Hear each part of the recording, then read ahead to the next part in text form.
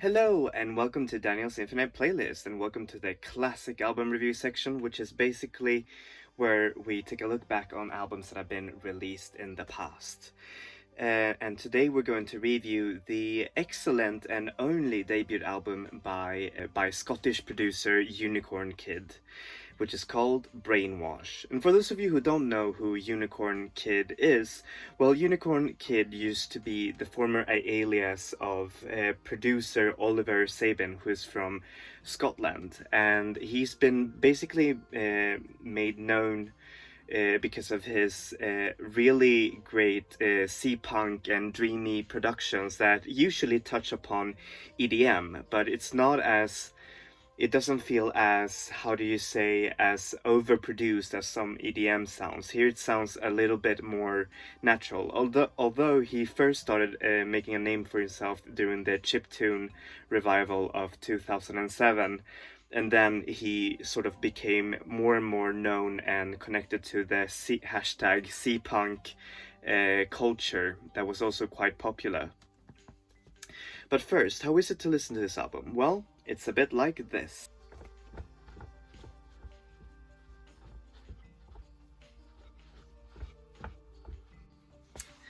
Alright, I'm going to show you the album art showcase. Apparently there are no physical versions of this album, which is sad, but hey, at least we got it digital. So here's the album cover. I think it's quite nice. There you see Oliver Sabin himself, and Unicorn Kid and Brainwash, and it's pretty cool. I like it. It kind of reflects the music itself. It's very neon tinged and blue. All right, now back to the actual review. So how is this album musically? Well, musically this album is very much a dance album. It's very ravey in its sort of way. It's even touching upon some EDM, how do you say, elements, although it feels more indebted to, how do you say, C-punk and rave music other than EDM. And it does that by mixing all of these elements. For example, tropical kalimbas on some of the tracks, like flourishes that just feel so amazing. It feels like you're kind of like in this Sega Dreamcast sort of world, which is just so cool. Like the music for Sonic, like the first 3D Sonic games. It feels kind of like that, and it feels just so great. It's so greatly produced, and there's no slow track. In fact, there's like a lot of like dancey tracks in it, and it's like 30 minutes of playtime. It never feels dull to listen to, and the album is also guested by a lot of like guest singers, which is actually very, very cool. So yeah, how is this album lyrically? Well, lyrically this album is very much a sort of like dreamy romance, hopeful dance album. Most of the lyrics are sung like how do you say, catchphrases, like stuff that you'd scream at in a sort of march, and it feels just so anthemic, all of that. And I think that was kind of like the direction that he went for, when making this music, that it sounds big and dreamy, and so are the lyrics, especially the song Just Don't Open Your Eyes, which is just so amazing. And there are, of course, instrumental tracks that use how do you say, samples, like the song Need You, which is one of the album highlights. But otherwise it's just a pure and fun, how do you say, trip through and through, which I really, really, really love. So yeah, what do I give this album? Well, I give it a 9 out of 10. It is a fun, eclectic, super, how do you say, energetic debut album from this artist.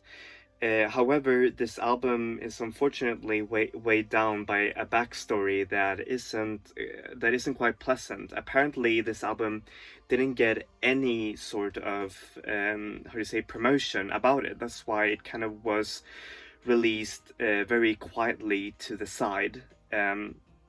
And that is because apparently the producer Unicorn Kid wasn't happy with the direction his music was taking, and it just kind of sucks, you know. It's just it's just sad. And at first, when I listened to the music, it was kind of how do you say, it was kind of joyous and all of that. But now that I think about the backstory, it's a little bit sad. But you know, sometimes you just have to enjoy the stuff for what they are. I mean, people still listen to Kesha's you know, time with TikTok, and you know, like all of the music that she did with this, you know, like horrible producer, and people still enjoy that. But you know, but they still think about, you know, what happened to her, you know, during all of those years. However, I think that it's sad that this album didn't get, you know, much promotion. But you know, like, if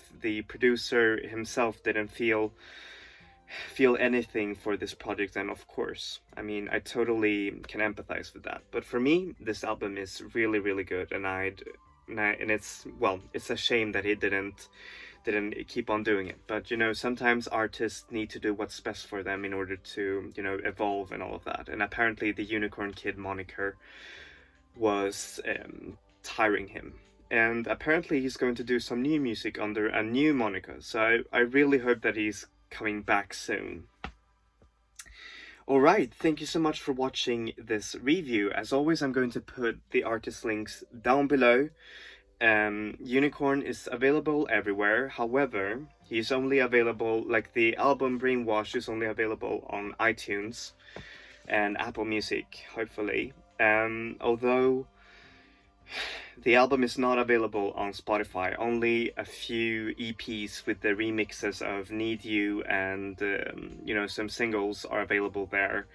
Otherwise, there's no album there. So yeah, be sure to check it out on iTunes if you can, and yeah, be sure to buy it or something. I don't know. Anyways, thank you so much for watching this review. As always, please give a like and subscribe. I'm going to post new album reviews every Wednesday and classic album reviews every Saturday. So yeah, keep your eyes open for some new stuff. Anyways, that's it for me. Enjoy music, enjoy life, people. Vi ses. Hejdå!